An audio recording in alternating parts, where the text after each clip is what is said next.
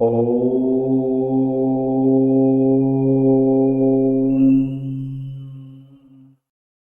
ॐ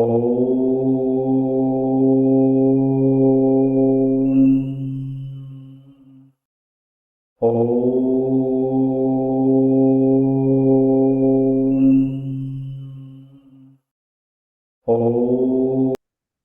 विलास तव शारदे म्हणती काव्य जाते जन महाकवी हृदी तुझे असत सर्वदा आसन नयेत रसवाङ्मया प्रति तुझे प्रसादाविण सरस्वती तुला असो मम पुन्हा पुन्हा वंदन.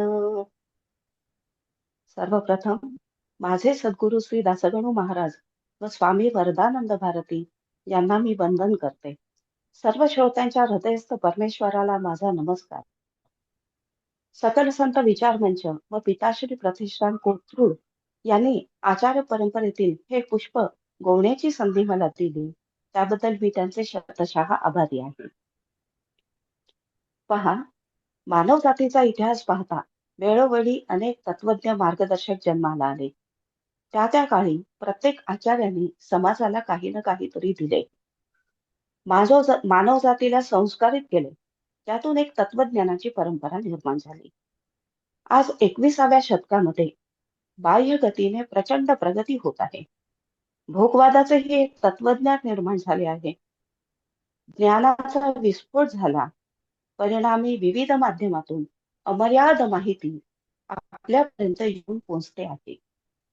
काही वेळा ही माहिती नको नकोशी वाटते, तरी ती आपल्यापर्यंत येतेच येते. आपण ती थांबवू शकत नाही. प्रवाह पतित होण्यापलीकडे आपल्याजवळ काही शिल्लक राहत नाही. त्यामुळे अंतःशांती दुर्मिळ झाली आणि सर्वसामान्यांची मने गोंधळून गेली आहेत. सकल संत विचार मंच व पिताश्री प्रतिष्ठान कोथरूड यांच्या संयुक्त विद्यमाने या 4थ्या वर्षात आचार्य परंपरा सांगून प्राचीन ज्ञान परंपरेचे हे अमृतकण आपल्याला प्राप्त करून घेता येत आहेत. त्यांचे हे कार्य आजच्या पार्श्वभूमीवर अत्यंत महत्वपूर्ण आहे. अशा काळात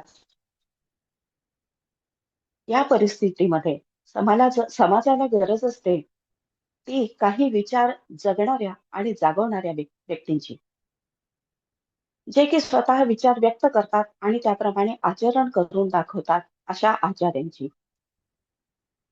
असे तत्वज्ञान ज्यांनी आपल्याला दाखवून दिलेले आहे, त्यापैकी एक आहेत स्वामी वरदानंद भारती. आधुनिक काळातील हे आचार्य स्वामी वरदानंद भारती हे एक त्यांचे आज आपण चरित्र, कार्य आणि तत्वज्ञान समजून घेणार आहोत. हे तत्वज्ञान समजून घेत असताना आपल्याला एका थोर संतांचा सहवास लागणार आहे. प्रस्थानत्रयीवर भाष्य करणारे एक भाष्यकार आपल्याला आज भेटणार आहेत. वेदप्रणीत समग्र जीवन, श्रेष्ठ गुरुपरंपरा, रसरसलेले माणूसपण, अखंड केलेले भगवंताचे रसाळ गुणगान, सांस्कृतिक चरित्रांचे वास्तव दर्शन, प्रबोधन, राष्ट्राला उज्ज्वल भविष्य असावे या ध्यासापोटी अचूक केलेले मार्गदर्शन, हे त्यांच्या व्यक्तित्वाचे विविध पैलू आहेत. ते आपल्याला पाहायला मिळणार आहे. त्यांचा थोडक्यात परिचय आपण घेऊ. स्वामी वरदानंद भारती हे एक बहुआयामी व्यक्तिमत्व लाभलेली थोर विभूती. काव्य, शास्त्र, आयुर्वेद, संस्कृत, तत्वज्ञान, इतिहास, समाजकारण, राजकारण अशा अनेक विषयांचा त्यांचा व्यासंग. महाराष्ट्रातील वारकरी आणि रामदासी संप्रदायांचा समन्वय त्यांच्या ठिकाणी दिसतो. त्यांनी जवळपास 67 ग्रंथांची रचना करून मराठी सारस्वतामध्ये खूप मोठी मोलाची भर घातलेली आहे. मराठी सारस्वताला समृद्ध केलेले आहे. स्वामीजींचे पूर्वाश्रमीचे नाव अनंत दामोदर आठवले. त्यांचे वडील श्री दामोदर आठवले आणि श्री दासगणू महाराज यांची भेट एका नाट्यमय प्रसंगाने झाली. पण वेळेअभावी इच्छा खूप आहे, पण प्रसंग सांगत नाही. वयाच्या 8व्या वर्षापासून श्री दामोदर व श्री दासगणू महाराज यांच्या सहवासात राहिले. विवाह योग्य होताच त्यांचा राधाबाईंशी विवाह झाला आणि त्यानंतर पुण्यात दिनांक 27 सप्टेंबर 1920 साली अनंत चतुर्दशीच्या दिवशी स्वामीजींचा जन्म झाला. अनंत चतुर्दशीचा जन्म असल्यामुळे त्यांचे नाव अनंत असे ठेवण्यात आले.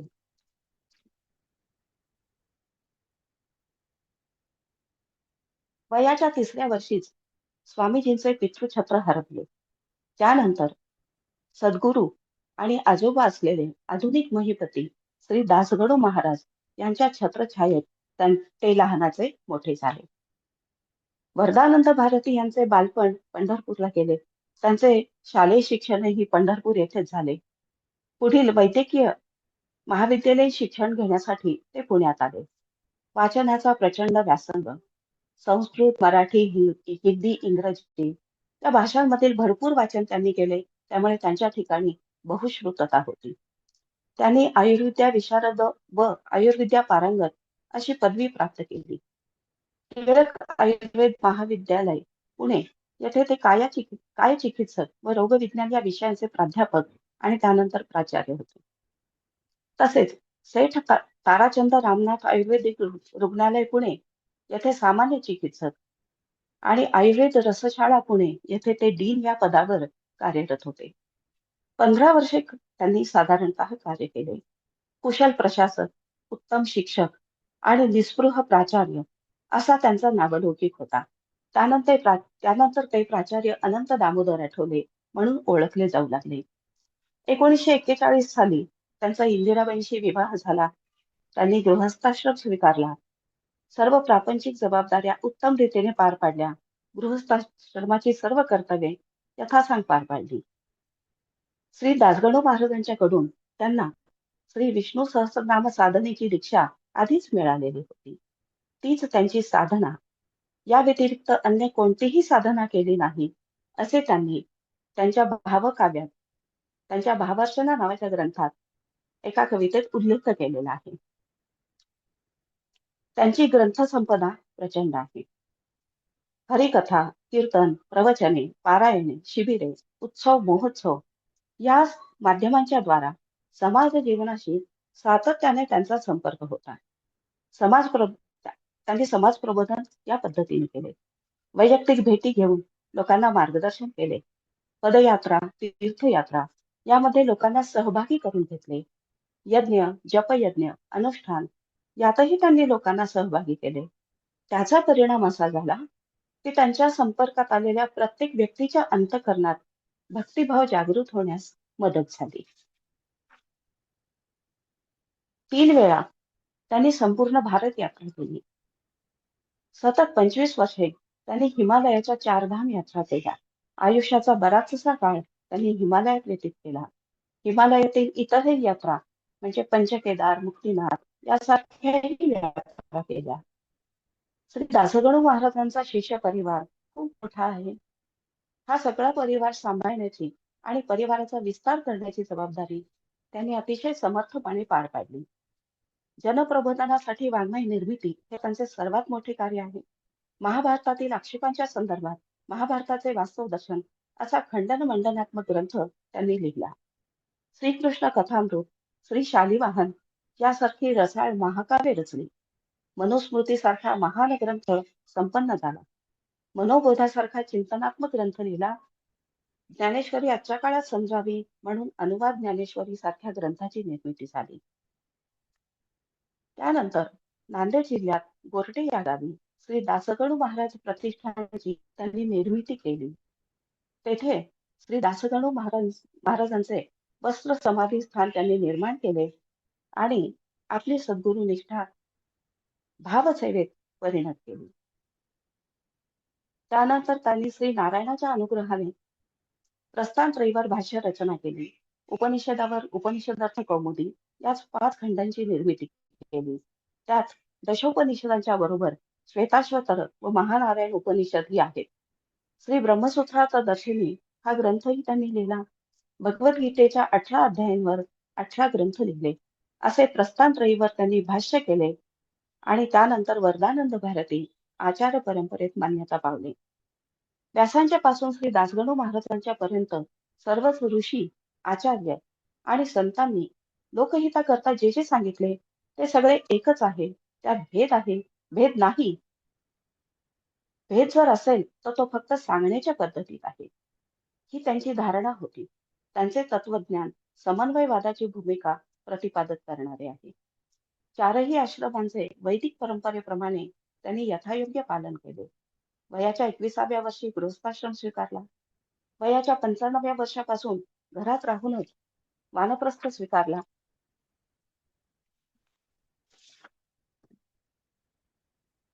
वयाच्या 71व्या वर्षी त्यांनी संन्यास दीक्षा घेतली आणि दासगणू महाराजांचा चतुर्थाश्रम स्वीकारण्याचा म्हणजे संन्यास घेण्याची अपूर्ण असणारी इच्छा त्यांनी पूर्ण केली. एक तप संन्यासाश्रमाचे पालन केले आणि श्रावण वद्य एकादशीला शके 1924 म्हणजेच 5 सप्टेंबर 2002 ला त्यांनी समाधी घेतली आणि श्री वरद नारायण चरणी ते विलीन झाले. या अल्प परिचयानंतर स्वामीजींच्या या अल्प परिचयानंतर आता आपण स्वामीजींच्या प्रस्थानत्रयीकडे वळू. प्रस्थानत्रयीमागची त्यांची भूमिका आपण थोडीशी समजून घेऊ. ज्याच्या अंतःकरणात काही जिज्ञासा आहे, आपले प्राचीन तत्वज्ञान काय आहे हे जाणून घ्यायची, त्याचा अभ्यास करायची, या अध्यात्म मार्गावर वाटचाल करावी असे ज्याला वाटते त्यांनी 3 गोष्टींचा अभ्यास केला पाहिजे. अध्यात्म मार्गावरचे 3 दीपस्तंभ आहेत, ते आपण जवळून पाहिले पाहिजेत. त्यातील एक आहेत उपनिषदे, दुसरी आहेत ब्रह्मसूत्रे आणि तिसरी आहे भगवद्गीता. आपल्याला मनुष्य म्हणून जगायचे असेल तर खऱ्या अर्थाने आपली प्रगती, उन्नती, विकास जर करून घ्यायचा असेल तर मला मनुष्य म्हणून विकसित करणारे हे जे आपले प्राचीन तत्वज्ञान आहे त्याचा आपण अभ्यास केला पाहिजे.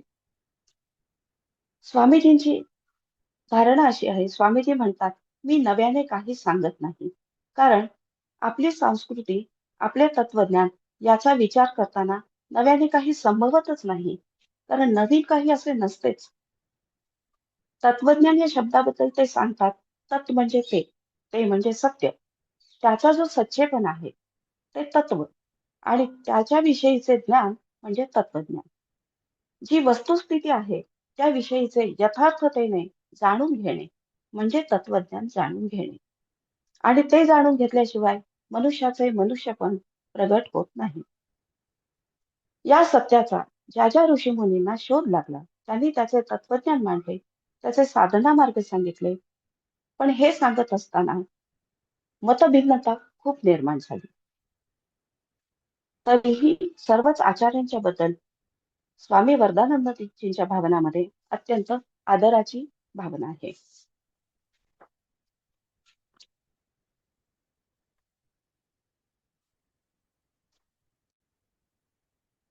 त्या संदर्भात त्यांची एक ओवी आहे. तैसे नाना मतांचे उपकारही होती साचे, क्षेत्र वाढते जिज्ञासेचे, सूक्ष्मता येते बुद्धीसी, विचारा ये मोकळेपणा, भोळेपणाही उरतो ना, सहज येते कल्पना, व्यापकतेची तत्वाच्या. ही जी वेगवेगळी मते आपल्या तत्वज्ञानाच्या संदर्भात आपल्याला पाहायला मिळतात. म्हणजे शंकराचार्यांचं अद्वैत आहे, मध्वाचार्यांचं द्वैत आहे, केवलाद्वैत आहे, द्वैताद्वैत आहे. ही जी सगळी विचारधारा आहे, या सगळ्यामध्ये जी भिन्नता आहे, तर ही भिन्नता आहे याचा आपल्याला काय फायदा होतो?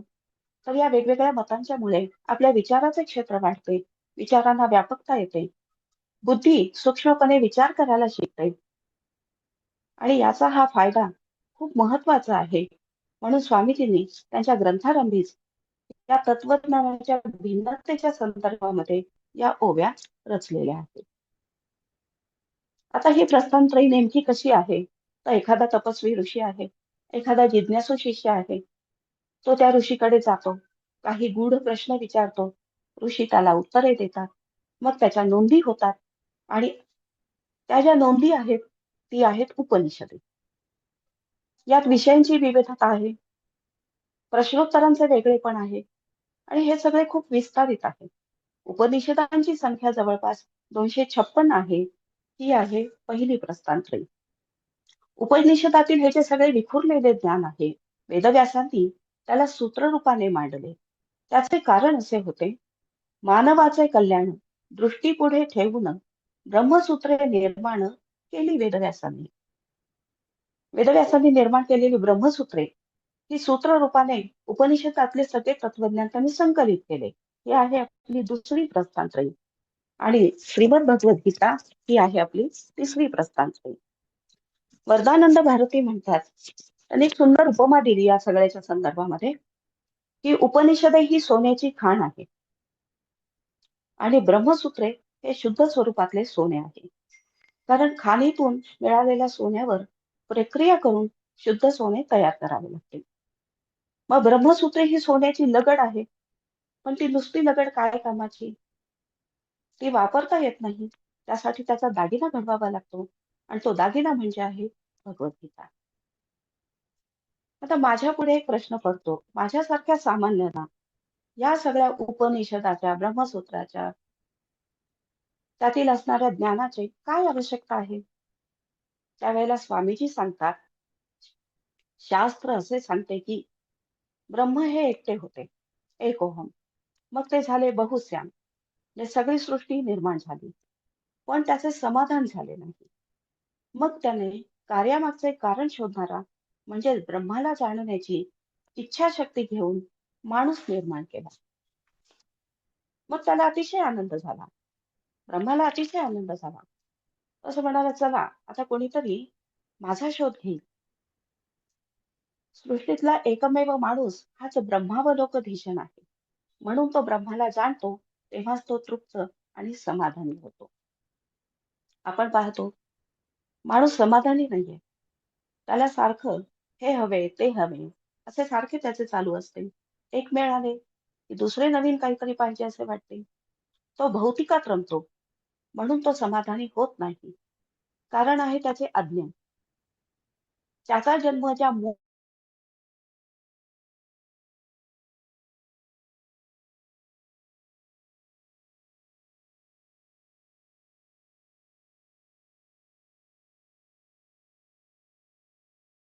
जाते.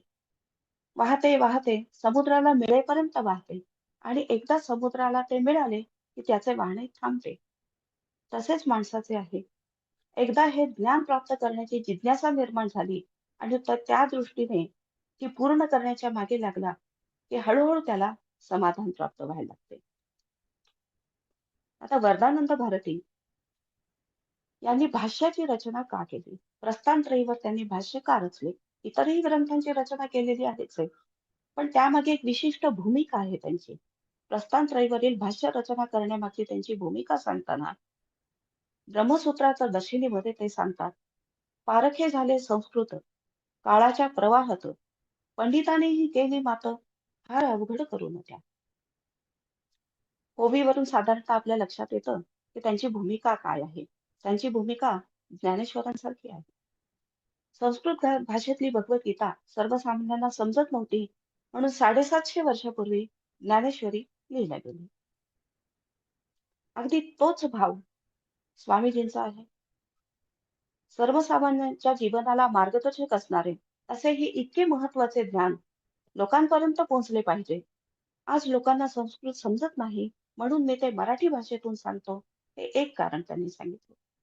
दुसरे कारण असे आहे, की या तत्वज्ञानाच्या संदर्भात मतमतांतराच्या ज्या चर्चा झालेल्या आहेत, अनेकांनी त्याच्यावर भाष्य केलेली आहेत. त्यामुळे हे सगळे ज्ञान दुर्बोध झाले. तिसरी गोष्ट त्यातली अशी आहे, की वेदातले हे मूळ तत्वे अनुभवजन्य असताना न्यायशास्त्राने ती पूर्णपणे तर्काच्या आधारे मांडली. त्याचा परिणाम असा झाला, की हे ज्ञान समजून घेणे क्लिष्ट झाले आणि त्यामुळे जिज्ञासूची भूक शमण्याची शक्यता कमी झाली. स्वामीजी एक छान उदाहरण देतात.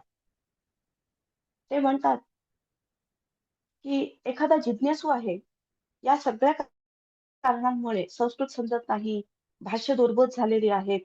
त्याच्यानंतर हे अनुभवजन्य ज्ञान साधारणतः समजत नाही पटकन. त्या माणसाची अवस्था वाळवंटातल्या तहानलेल्या माणसासारखी झाली आहे. मग असा एखादा कोणी जर जिज्ञासू असेलच, तर त्याला हे ज्ञान समजावे म्हणून मी ही भाष्य रचना करत आहे. स्वतः स्वामीजी संस्कृत पंडित आहेत. असे सगळे असूनही त्यांनी मराठीतून प्रस्थानत्रयीवर भाष्य लिहिले, लोककल्याण साधले, ब्रह्मविद्या ब्रह्मविद्या लोकाभिमुख केली आणि त्यांची ही रचना गद्य पद्यात्मक स्वरूपात त्यांनी मांडली. उपनिषदात उपनिषदार्थ कौमुदीचा पहिला खंड आणि भगवद्गीतेचे 18 अध्याय हे ग्रंथ त्यांचे गद्यात्मक आहेत आणि ब्रह्मसूत्रार्थ दर्शिनी आणि उपनिषदार्थ कौमुदीचे बाकीचे 4 खंड ही त्यांची रचना पद्यात आहे आणि पद्य ही ओवी वृत्तातले आहे. सहज समजण्यासारखे असे ते सुलभ आहे. आणि या भाष्याचे आणखीन एक वैशिष्ट्य म्हणजे हे सगळे भाष्य साधनापर आहे. तर आता प्रस्थानत्रयीवरील भाष्य म्हटल्यानंतर महत्वाच्या काही संकल्पनांचा या ठिकाणी विचार करायला पाहिजे. त्यात स्वामीजींनी मांडलेली ब्रह्मसंकल्पना काय आहे ती आपण थोडीशी पाहू.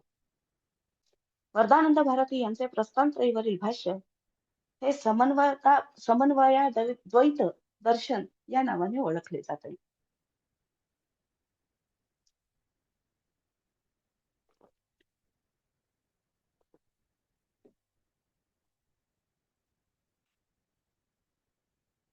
या समन्वयाद्वैत दर्शन या ग्रंथामध्ये ब्रह्माची जी संकल्पना आहे, हा ग्रंथ नाहीये, हे त्यांचं दर्शन आहे आणि प्रस्थानत्रयीच्या या उपनिषदार्थ कौमुदी, ब्रह्मसूत्र आणि भगवद्गीता यावरची जी त्यांची सगळी रचना आहे, त्याच्या आधारे त्यांनी मांडलेली ब्रह्म ही संकल्पना आपण थोडक्यात समजून घेऊ. जगाची उत्पत्ती, स्थिती आणि लय याचे जे कारण असते त्याला ब्रह्म म्हणतात. जगाचे सर्व व्यवहार हे ब्रह्माच्या सामर्थ्याने चालतात अशी आपली धारणा आहे. वरदानंद भारती हे शंकराचार्यांचे अनुयायी आहेत. त्यामुळे शंकराचार्यांनी ब्रह्माचे सगुण सविशेष व निर्गुण निर्विशेष हे जे स्वरूप मानलेले आहे तेच वरदानंद भारती ही मानतात. परंतु वरदानंद भारतीची सगुण सविशेष आणि निर्गुण निर्विशेष ही संकल्पना शंकराचार्यांच्या पेक्षा वेगळी आहे. शंकराचार्य हे सगुण ब्रह्म मायोपाधिक असे मानतात. तर वरदानंद भारती हे सगुण ब्रह्म व निर्गुण ब्रह्म अभेद भावाने राहतात असे मानतात. म्हणजे सगुण आणि निर्गुण हे एकत्रच आहेत अशी वरदानंद भारतींची भूमिका आहे. त्यांचे आराध्य दैवत वरद नारायण हे सगुण ब्रह्मही आहे आणि निर्गुण ब्रह्मही आहे असे त्यांचे म्हणणे आहे. साधना मार्ग पाहताना आचार्यांनी सांगितलेला साधना मार्ग पाहताना आपण अजून त्या संदर्भात थोडेसे जास्त पाहू. अथ तो ब्रह्म जिज्ञासा या ब्रह्मसूत्रातील सूत्रावर भाष्य करताना त्यांनी ब्रह्माची व्याख्या सांगितली आहे. ब्रह्माची व्याख्या सांगताना त्यांच्या ओव्या आहेत.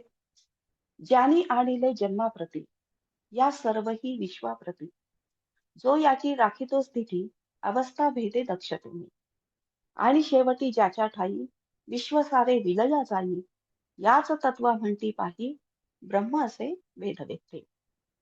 आता ओव्यांचा अर्थ सहज समजण्यासारखा आहे.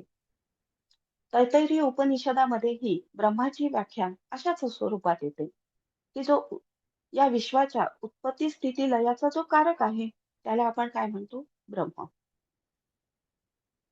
तर महत्वाची भूमिका वरदानंद भारतींची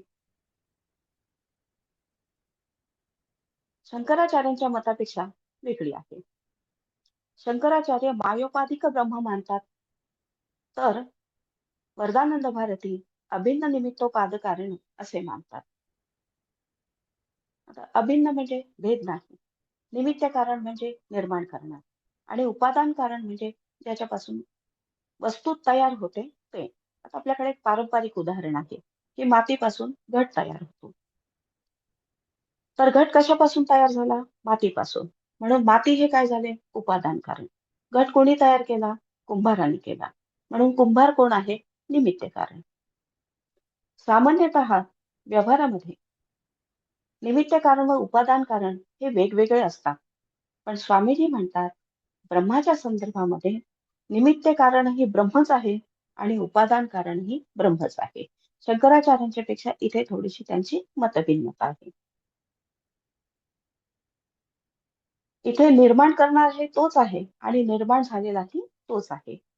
आपल्याला असे वाटते की हे कसे घडते, हे कसे शक्य आहे. तेव्हा स्वामीजी एक उदाहरण देतात. त्यांचे उदाहरण ओविबद्ध आहे. परिचैतन्याच्या ठाई आवश्यक हे नसे काही. नट जेव्हा भूमिका घेई तेव्हा दोन्ही तोच होतो. नट आपल्या भूमिकेचे उपादान निमित्त साचे, तैसे अखिल विश्वाचे कारण आहे ब्रह्म एक. व्यक्ती एकच आहे. जेव्हा ती नट म्हणून राजाची भूमिका करते तेव्हा ती उपादान कारण असते आणि त्याच वेळेला ती व्यक्ती निमित्त कारणही असते. म्हणजे भूमिका करणारी ही तीच व्यक्ती आहे आणि ती व्यक्ती तर ती व्यक्ती आहेच आहे. त्याप्रमाणे अखिल विश्वाचे निमित्त कारण व उपादान कारण ब्रह्म हे एकच आहे असे स्वामीजी सांगतात. हे ब्रह्म चैतन्य रूप आहे.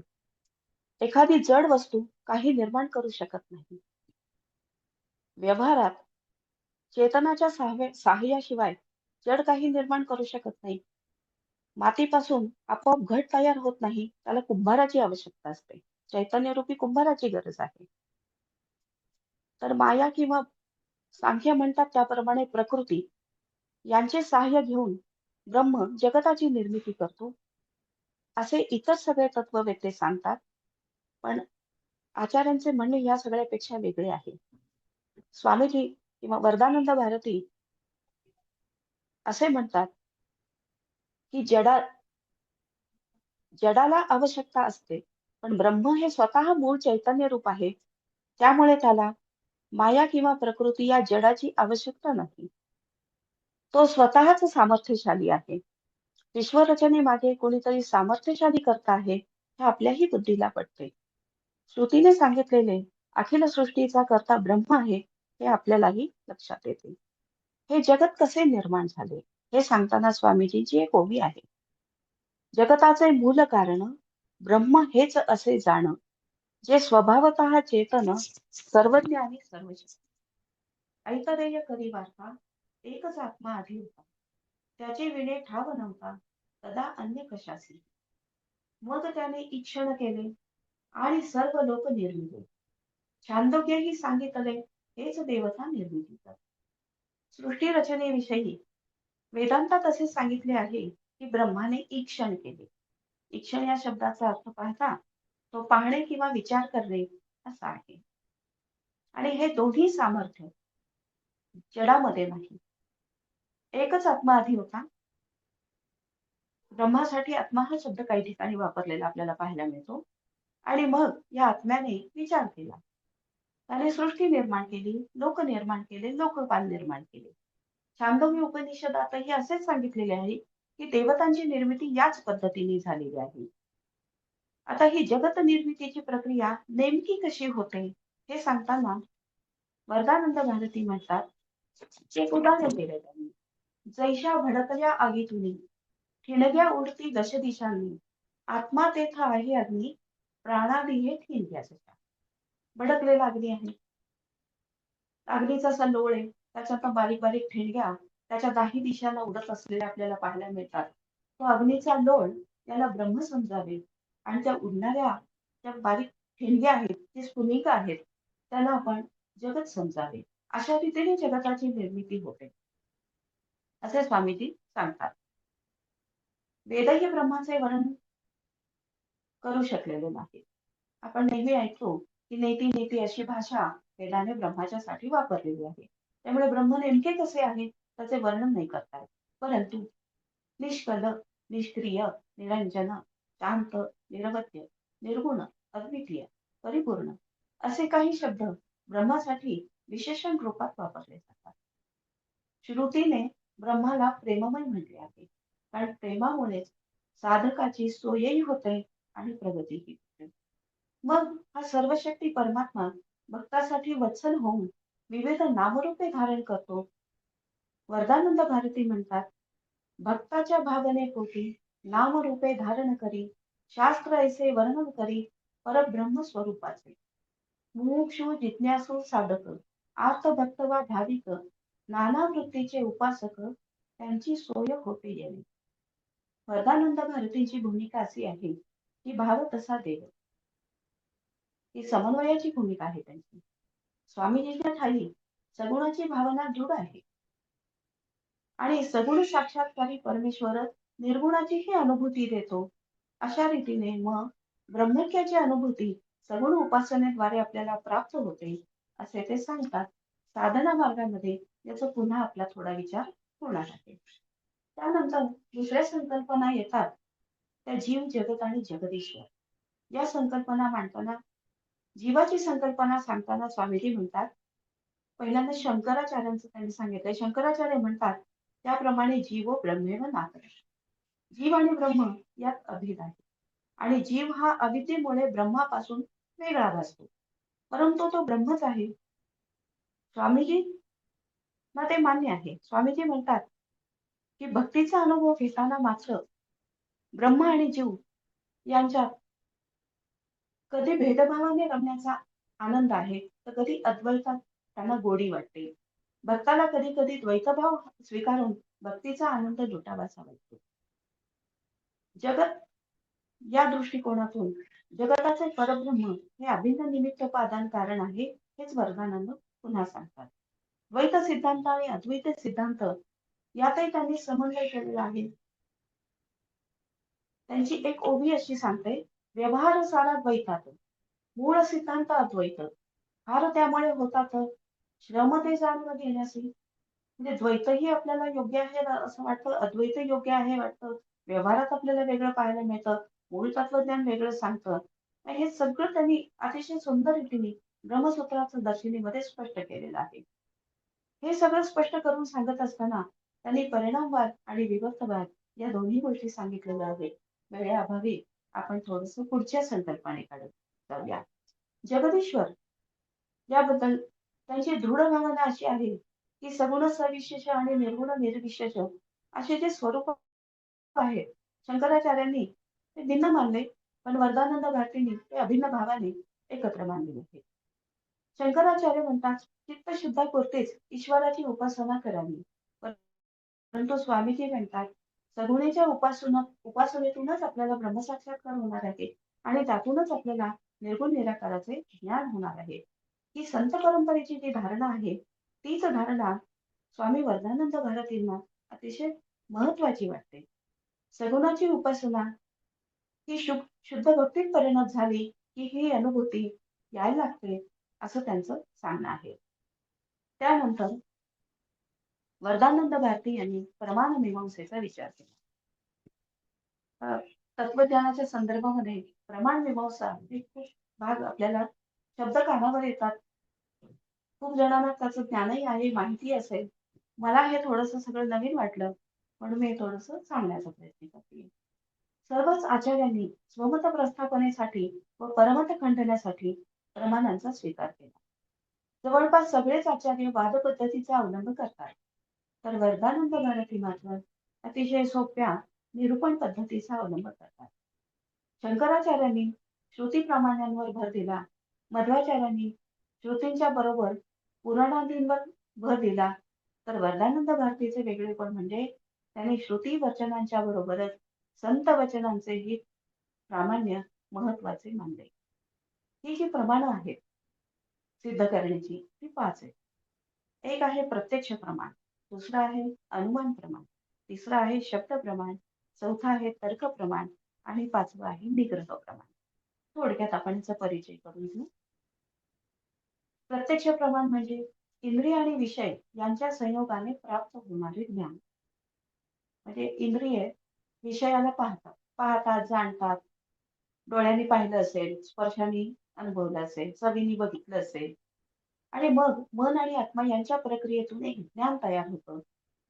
त्याला आपण म्हणतो प्रत्यक्ष ज्ञान. हे इतर सगळ्या प्रामाण्यांचा ते आधार आहे. जसं मला धूर दिसला हे प्रत्यक्ष प्रमाण. दुसरं आहे अनुमान प्रमाण. जर प्रत्यक्षाच्या साह्याने अप्रत्यक्षाचे ज्ञान होत असेल, तर त्याला म्हणतात अनुमान प्रमाण. म्हणजे अंदाज करायचा त्या ठिकाणी. आता मला धूर दिसला. हा, त्या ठिकाणी धूर दिसतो म्हणजे तिथे काय आग असेल. तिथे जर खाली जाळ लागलेला असेल, ज्वाला असतील, हा मी केलेलं काय आहे अनुमान. तिसरं आहे प्रमाण शब्द प्रमाण. गुरुवचनांवर, वेदवचनांवर श्रद्धा ठेवावी. ज्यांनी अनुभवजन्य ज्ञान घेतलेले आहे त्यांचे शब्द दर्शनशास्त्रात हे विशेषत्वाने प्रक्रियास येते. म्हणजे ज्यांनी ज्यांनी अनुभूती घेतलेली आहे त्यांनी त्यांनी जे शब्दबद्दल करून ठेवलेला आहे त्याच्यावरती आपण विश्वास ठेवावा. कारण ब्रह्मज्ञानासारखे ज्ञान हे अतींद्रिय आहे, अनुभवजन्यच आहे ते. त्याचे आपल्याला आकलन होत नाही, म्हणून शब्द प्रामाण्याशिवाय आपण त्याच्यापर्यंत जाऊ शकत नाहीत. म्हणून शब्द प्रामाण्य महत्वाचे आहे. इथे आप्त नावाचा एक शब्द येतो या शब्द प्रामाण्याच्या संदर्भात. आप्त म्हणजे यथार्थ ज्ञानाचा जो उपदेश करतो त्याला म्हणतात आप्त. त्याच्यानंतर चौथं प्रमाण आहे तर्क प्रमाण. प्रमाणांमधून मिळणारे ज्ञान दृढ करण्यासाठी तर्कशुद्ध विचार प्रक्रियेचा अवलंब केला जातो. प्रमाणांच्या साह्याने सांगितलेल्या सिद्धांताला त्याच्यामुळे पुष्टी मिळते आणि ही पुष्टी देण्यासाठी समर्थपणे विधाने केले जातात, युक्तिवाद केला जातो आणि मग त्या युक्तिवादाने हा सिद्धांत त्या संदर्भात अधिक उपयुक्त ठरतो. पाचवं प्रमाण आहे निग्रह प्रमाण. त्याला निग्रह स्थान असं म्हणतात. म्हणजे वादात होणारे पराजय. एखाद्याने मत प्रस्थापित केलं ते पराजित झालं आणि स्वमताच्या प्रस्थापनेसाठी मग पहिल्यांदा पूर्व पक्ष म्हणून ते निग्रह स्थान सांगितलं जातं आणि उत्तर पक्षामध्ये आपल्या मताची प्रस्थापना केली जाते. ही पद्धती बहुतेक आचार्यांनी स्वीकारलेली आपल्याला पाहायला मिळते. स्वामीजींची प्रमाण मीमांसा वेगळी आहे. त्यांचे सगळे भाष्य साधनापर आहे. न्यायघटित शास्त्रीय प्रणालीवर आधारलेले आहे. आता ही न्यायघटित शास्त्रीय प्रणाली म्हणजे आहे तरी काय? तर अज्ञान दूर करून सत्यज्ञान मिळवावे व त्याच्याद्वारे मोक्ष प्राप्त करणे याला आपण म्हणतो न्यायघटित प्रक्रिया. शंकराचार्यांचे ते अनुयायी आहेत, परंतु त्यांनी शंकराचार्यांचे अद्वैत तत्वज्ञान जसेच्या तसे स्वीकारलेले नाही. तिथे त्यांचे काही मतभेद आहेत, पण हे मतभेद त्यांनी अगदी सौम्यपणे नोंदवलेले आहेत. स्वमत प्रस्थापनेचा त्यांचा कुठेही आग्रह नाही. त्यामुळे त्यांचे हे भाष्य इतर भाष्य ग्रंथांच्या पेक्षा वेगळे आहे. हे सगळे भाष्य ग्रंथ साधनेसाठी अनुकूल असणाऱ्या विचारांवर आणि विषयांवर भर देते. त्यांचा उद्देश असा आहे की एखादी जिज्ञासू व्यक्ती आहे, त्याला साधना मार्गावर वाटचाल करायची आहे, त्याची परब्रह्मावरील श्रद्धा दृढ व्हावी हा त्यांचा मुख्य उद्देश. प्रमाणांच्या विषयी आपली भूमिका स्पष्ट करताना ते सांगतात, ब्रह्म जगाची निर्मिती करते ही वस्तुस्थिती नाकारुनी नाना रीती महत्वगाती प्रकृतीचे या युक्त्यांचे खंडन करणे भाग आवर्जून तरीच हिताचे साधन स्पष्ट होई साधकासी तैसे परमत खंडन सत्य शोधाचे साधन यास नाही अधिष्ठान अंशानेही द्वेषाचे विचारांची निर्मलता ध्येयाविषयी सिद्धता यांचा निश्चय लाभता एकनिष्ठा दृढावते. जगाच्या निर्मितीचं हे जे कारण आहे ब्रह्म, तर काही जण प्रकृती, सांख्य म्हणतात प्रकृती, शंकराचार्य म्हणतात मायावाद, हे वेगवेगळे मत त्यांनी प्रस्थापित केलेली आहेत. मग ह्या मतभिन्नतेने आपण काय करायला लागतो? सत्य शोधायला लागतो. आणि हे सगळी मतभिन्नता जरी या आचार्यांच्या मध्ये असली तरी कुठेही त्यांच्यामध्ये द्वेष नव्हता. त्यांनी फक्त आपली आपली मतं आग्रहाने सांगितली, पण ती त्यांनी अनुभवलेली होती. मग ह्या सगळ्या या सगळ्या चर्चेमुळे आपल्या विचारांमध्ये एक निर्मलता येते. विचार आपले शुद्ध व्हायला लागतात. ध्येय आपलं आणि उद्दिष्ट आपलं स्पष्ट होतं. निश्चितच या सगळ्याचा आपल्याला लाभ होतो आणि आपली निष्ठा आपल्या उपासनेवरती दृढ होते. इतर सर्व आचार्यांच्या विषयी त्यांच्या मनात आदराची भावना होती. ती प्रगट करताना त्यांनी ओवी लिहिलेली आहे. तेने यज्ञ लाभते बळ, मार्ग पुढे दिसे सरळ, संशयाने व्याकुळ चित्त कधी होत नाही. उठाठेवी करण्यासाठी यास्तव खंडन मंडनाची, जेणे बुद्धी साधकाची तिज मार्गी स्थिरावते. साधना मार्गावर श्रद्धायुक्त अंतःकरणाने आपण वाटचाल करावी, आपली बुद्धी स्थिर व्हावी, यासाठीच हे सगळे प्रयत्न आहेत. वरदानंद भारती यांनी त्यांच्या एकूण सगळ्या भाषांमध्ये अपवादानेच प्रत्यक्ष व अनुभव प्रमाणाचा प्रयोग केलेला आढळतो आणि तोही शब्द प्रामाण्याने सिद्ध असेल तरच. त्यांनी तर्क प्रमाणाचा उपयोग काही ठिकाणी केलेला आढळतो, पण तोही वेदशास्त्र संमत असेल तरच. तर्क प्रमाण म्हणण्यापेक्षा त्यांनी तर्कयुक्तीचा प्रयोग विपुल प्रमाणात केलेला आहे. तर्काच्या बद्दल त्यांचं एक मत आहे. ते असे सांगतात, केवळ तर्कासी कधीही प्रतिष्ठा ती येत नाही. कोणत्याही तर्कास पाही आधार शेवटी श्रद्धेचा. तर्क हा कधी प्रतिष्ठा पावत नाही. तो अप्रतिष्ठित असतो. त्यासाठी त्यांनी तर्काच्या संदर्भात थोडीशी माहिती दिलेली आहे. मनुष्याच्या बुद्धीचा तर्क हा एक पैलू आहे. तो अत्यंत तेजस्वी आहे. तर्काची शक्ती अचूक निर्णय घेण्यासाठी सहाय्य करते. निर्दोष तर्कासाठी सत्याचे अधिष्ठान असावे लागते. पण ते सामान्य बुद्धीला लागत नाही. कारण सामान्य बुद्धी सत्य तर्काच्या मागे जात नाही. कुणाचंही आपल्याला खरं वाटायला लागतं. म्हणून तर्क हा अप्रतिष्ठित मानावा लागतो.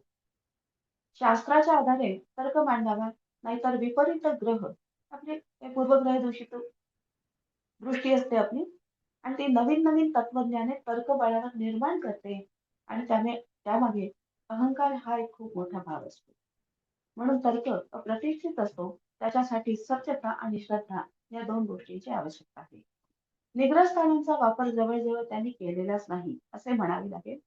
फार अपवादात्मक परिस्थितीत त्यांनी खंडन मंडनाचा वापर केलेला आहे. या सर्व प्रमाणांच्या संदर्भात त्यांचे एक विधान फार महत्वाचे आहे. ती ओवी अशी आहे, तेव्हा सदाचरणी विशेष वाव नाही मतभेदास, शोधू जाता सिद्धांतास, वादविवादा बळी. वादविवाद जे होतात ते तात्विक सिद्धांताच्या बाबतीत होतात. पण सदाचार, सन्नीती, सद्वासना याबाबत मात्र कोणत्याच आचार्यांनी कधी मतभेद केलेले नाही. वरदानंद भारती यांनी संत परंपरेवर संतांच्या वाङ्मयावर त्यांची निस्सीम श्रद्धा होती. श्री दासगणू महाराजांच्या सानिध्यात जीवन व्यतीत झाल्यामुळे त्याचेही संस्कार त्यांच्या मनावर खोल रुजलेले होते. वरदानंद भारती यांचे सगळेच वाङ्मय भक्ती तत्वज्ञानाशी जोडलेले आपल्याला पाहायला मिळते. आचार्यांची न्यायप्रणाली आणि संतांची सोपी निरूपण पद्धती याचा सुंदर मिलाप त्यांनी त्यांच्या समन्वयाद्वैत दर्शनातून मांडलेला आपल्याला पाहायला मिळतो. अद्वैताचे दर्शन व संतांची सगुण भक्ती यांना त्यांनी एकत्रित केले आणि समन्वयाद्वैत दर्शन निर्माण झाले. तुझं सगुण म्हणू की निर्गुण रे, सगुण निर्गुण एक गोविंद रे, ही जी ज्ञानदेवांची भूमिका आहे तीच त्यांच्या सर्व ग्रंथाच्या आधारे त्यांनी उलगडून दाखवली. ब्रह्माचे ज्ञान परोक्ष की अपरोक्ष हा प्रमाण मीमांसेचा जो विषय आहे तो त्यांनी संतांच्या अनुभवांच्या आधारे मांडलेला आहे. ते म्हणतात, ब्रह्मज्ञान ईश्वर प्राप्ती कल्पनेची नसे स्थिती, अनुभव तिचा यथार्थ रीती घेतला आहे संतांनी. आता ब्रह्मज्ञान ईश्वर प्राप्ती खरंच होते का? सामान्यांना या गोष्टी जाणवतच नाही. मग ती त्यांना कल्पना वाटायला लागते. पण ह्याचा अनुभव संतांनी घेतलेला आहे. ईश्वर प्राप्ती ही केवळ कल्पना नाही, तर ती संतांची अनुभूती आहे. स्वामीजी नेहमी सांगतात, की आपण शास्त्रज्ञांच्या वचनांवर विश्वास ठेवतो. पृथ्वी स्वतःभोवती फिरते, तिला गती आहे, वेग आहे. आपल्याला तो अनुभवला येत नाही, तरी आपण त्यावर विश्वास ठेवतो, कारण तो शास्त्रज्ञांनी सिद्ध केलेला आहे म्हणून. तसं संत वचनांवरही आपण विश्वास ठेवावा, कारण संतांनीही तो काय अनुभव घेतलेला आहे. तुकाराम महाराजांच्या अभंगाच्या आधारे ते वर्णन करतात, मी भक्त तू माझा देव, असाच असो द्वैत भाव, अद्वैताने माझा जीव समाधानी होत नाही. म्हणजे संतांची जी अनुभूती आहे, संतांना जी भक्ती आवडते, त्या भक्तीसाठी त्यांना जो द्वैतभाव पाहिजे तो त्यांनी या ठिकाणी सांगितला. परी त्यांनी केला बोध, उगीच करावा ना वाद, देवभक्तात नाही भेद, गुळ गोडी तैसे. आता हे सगळे विषय समजून सांगताना त्यात सोपेपणा यावा यासाठी त्यांनी उपनिषदातील काही कथा गोष्टी घेतलेल्या आहेत, आख्याने घेतलेली आहेत, वृत्तांताचा वापर केलेला आहे. त्यांची निरूपण शैली अप्रतिम आहे. सरळ साधा बिनतोड युक्तिवाद त्यांनी केला. हे सगळे करताना हे माझे भाष्य जनसामान्यांच्यासाठी आहे, ज्याला वेदांताचा दर्शनाचा अभ्यास नाही, परंतु ज्ञानाची जिज्ञासा आहे, त्याच्यासाठी मी दुरून पथदर्शकाचा हा अल्पसा प्रयत्न करत आहे. त्यांचा हा विनम्र भाव समाज प्रबोधनाचा प्रपंच स्वामी वरदानंद भारतींनी केला, विनम्रपणे केला, हे पाहताना त्यांच्या मनातली आदराची भावना आपली वाढल्याशिवाय राहत नाही. यानंतर स्वामीजींनी सांगितलेला साधना मार्ग. वरदानंद भारती यांचे सारेच भाष्य साधनापर आहे. त्याच्या आधी दोनदा आपण त्याचा विचार केला, उल्लेख केलेला आहे. तर प्रत्यक्ष साधनेवर त्यांचा भर आहे. ते सगुण उपासनेवर भर देतात. त्यांचे म्हणणे असे आहे की निर्गुण ब्रह्म ज्याचे ज्ञानस्वरूप सोडून ज्ञेयाच्या पातळीवर भक्तांसाठी साक्षात्काराला येते, ही त्यांची स्वतंत्र भूमिका आहे. तोच त्यांचा अनुभवही आहे. गंगोत्री या ठिकाणी नारायण रूपात परब्रह्माचे त्यांनी दर्शन घेतलेले आहे. दासगणू महाराजांच्या काव्यात एक ओळ अशी आलेली आहे, निर्गुणाचा सगुण झाला एका भक्तासाठी. म्हणजे सगुण उपासनेतून आपण निर्गुणापर्यंत पोहोचू शकतो. ब्रह्मसूत्रातील साधना अध्याय हा त्यांनी कर्मपर सूत्राच्या ब्रह्मसूत्रातील साधना अध्याय आणि त्यातील कर्मपर सूत्रांचा अर्थ त्यांनी साधनापर लावला. या सूत्रांची मांडणी मुळात यज्ञपर आहे. स्वामीजी म्हणतात की स्वामीजींनी ती सगळी स्वामीजींनी ती सगळी उपासना पर लावली. ते म्हणतात, व्यासानी जी सूत्र रचली त्यावेळेला यज्ञसंस्था प्रचलित होती, परंतु आता सर्वसामान्यांना यज्ञसंस्था माहीत नाही. म्हणून उदाहरण पूर्ण समजले तरच त्याचा उपयोग होऊ शकतो. म्हणून त्यांनी यज्ञविधीच्या ऐवजी उपासना पद्धती, पूजा विधी हे उदाहरणादाखल घेतलेले आहे. सगुणाची उपासना का करावी यासाठी त्यांच्या ओव्या आहेत. अशब्द अस्पर्श अव्यय जे एकमेवा द्वितीय अशा ब्रह्माजवळी सोय लावीन कुठल्या भेदाची. तेथे जाऊन पोचणे वा त्याचे ज्ञान होणे अनेक जन्म प्रयत्नाने साधे न साधे मानवासी. वस्तऱ्याची धार तिखट दुर्गम तशी ती आहे वाट, त्या मानाने असे नीट सुलभ रस्ता सगुणाचा. वरील ओव्यांवरून आपल्या लक्षात येते की निर्गुण ब्रह्माचे ज्ञान करून घेणे अवघड आहे, म्हणून सगुण ब्रह्माची उपासना करावी अशी सोपी आहे. उपासना म्हणजे नेमके काय? तर उपासनेची एक सुंदर व्याख्या त्याने ओवीबद्ध केली. उपाधी काढण्याची साधना हीच जाणावी उपासना, करावी लागे साधकांना तप वैराग्य भक्तीकडे. जीवाची उपाधी काढण्यासाठीची साधना आहे, तिलाच आपण म्हणावी उपासना. मग ही उपासना कशी करावी? तर ही जी उपाधी काढायची, तर त्या ठिकाणी त्या भक्ताच्या अंतःकरणामध्ये तप, वैराग्य आणि भक्ती या तीन गोष्टींची आवश्यकता आहे. साधकाजवळ या तीन गोष्टी असल्याशिवाय त्याची उपाधी जाणार नाही. तर उपासना पद्धती सांगत असताना त्यांनी एक ओवी सांगितली, कीर्तना जप पूजा ध्यान मिळून होते अनुष्ठान, ज्ञान भक्ती कृती मिळून पूर्ण होते उपासना.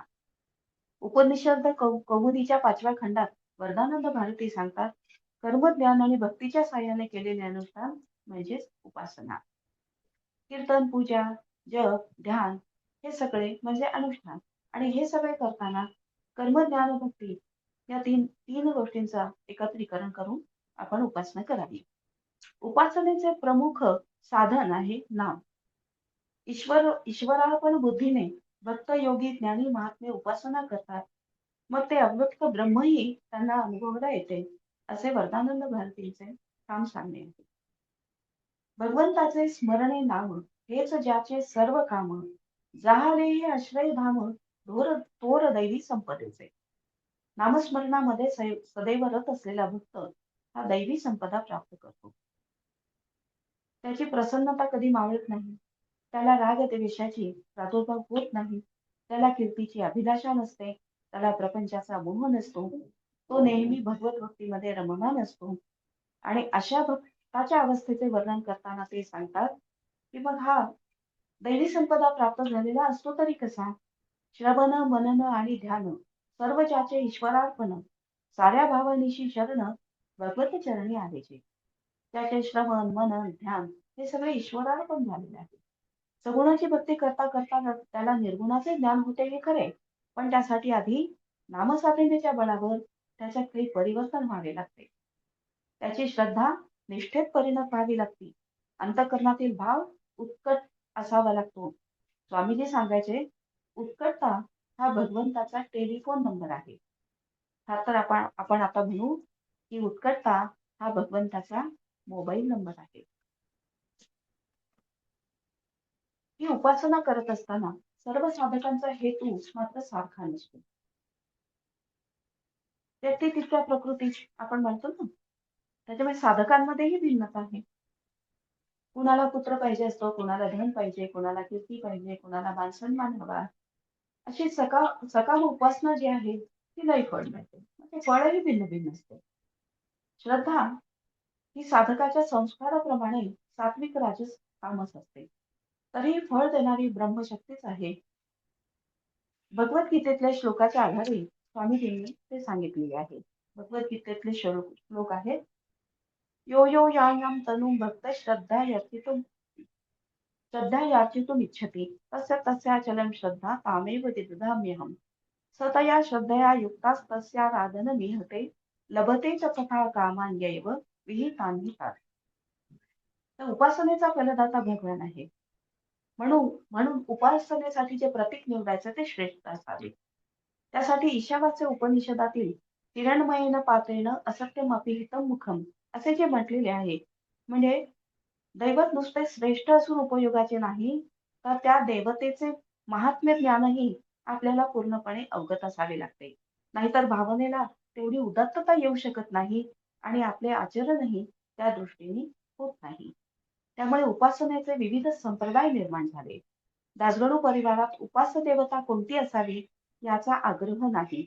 फक्त उपासनेचे नियम मात्र वैदिक असावे.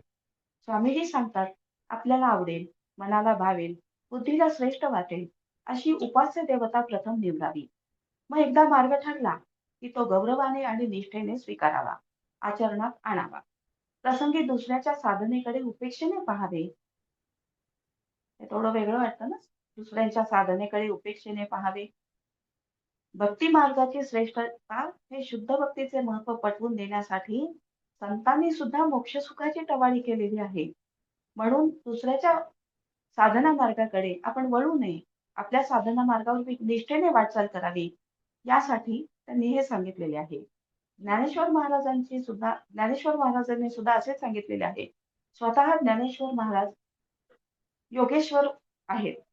पण ते सांगतात, श्री ज्ञानेश्वर महाराज साधकाचे सर्वाधार स्वतः असून योगेश्वर निंदिती योग मार्गाची, म्हणजे योग मार्गाची सुद्धा त्यांनी निंदा केली.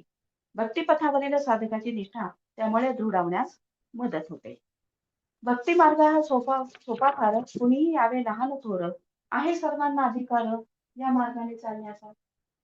जसा हा भक्तीचा सोपेपणा सांगितलेला आहे, तसंच भक्ती ही किती कठीण आहे हे सांगताना तिला सुळावरची पोळी असाही उल्लेख एके ठिकाणी केलेला आहे. तरीही सामान्यांसाठी भक्ती हाच राजमार्ग आहे. एक उपास्य दैवत निवडले की त्या सगुण रूपाची उपासना यथासांग करावी, कष्ट घेऊन करावी, कटाक्षाने करावी. सर्वच दैवते सारख्या गुणांनी युक्त असतात. तरी सर्व दैवते समान असली तरी परंपरेने जे जे नियम लावलेले आहेत त्याचे पालन करावे. एका पदात दासगणू महाराजांनी सांगितलेले आहे, जे करणे असेल ते खरे करा तत्वतः. तसं स्वामीजींनी पूजाविधी सांगितला. दैवते भिन्न आहेत, पण पूजाविधी असा असावा. समंत्रक अभिषेकावे जल, धूप दीप गंध फुल. उपचार हे पूजेतले सारखे असती सर्वांचे. नैवेद्य अंती समर्पिणे प्रेमभावाने प्रार्थने. क्षमेची याचना करणे हेही सारखे सर्वांची. हे सगळे विधी प्रेमपूर्वक करावे. प्रार्थना करावी, क्षमेची याचना करावी, श्रद्धायुक्त अंतःकरणाने हे सगळे करावे.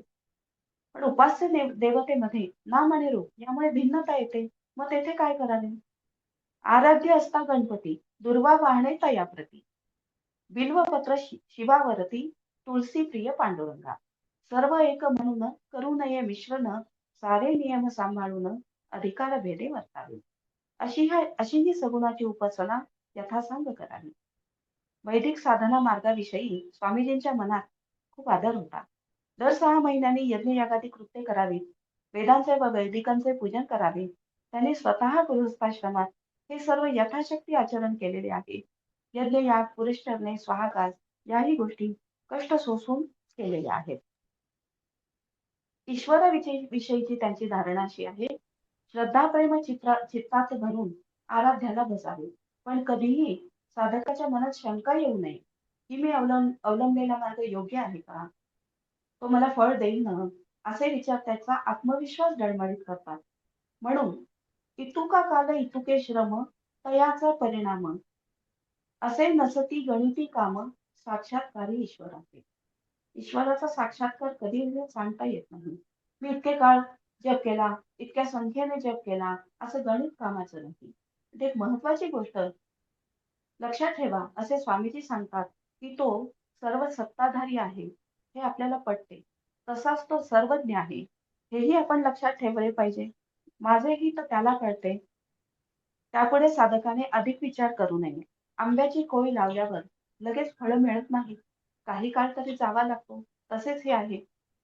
ब्रह्मज्ञान प्राप्तीच्या साधनांचा विचार मांडताना त्यांनी पुढे बाह्य साधने आणि अभ्यंतर साधने सांगितली, पण वेळेअभावी आपण ती पाहू शकत नाही.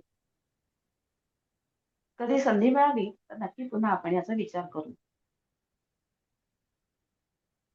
अशा भक्ताचे आचरण कसे असावे? तर भक्ताचे आचरण हे त्याने सचोटीने व्यवहार करावा. अनिष्ट मार्गाने धन मिळवू नये, साधने मिळवू नये, अनाथांना आधार द्यावा, श्रेष्ठांची सेवा करावी, वडीलधाऱ्यांना मान द्यावा, सौजन्य सोडू नये, कठोर बोलू नये, विकत शत्रुत्व घेऊ नये, आसक्ती आणि मोह बाळगू नये. मग काय काय करावं?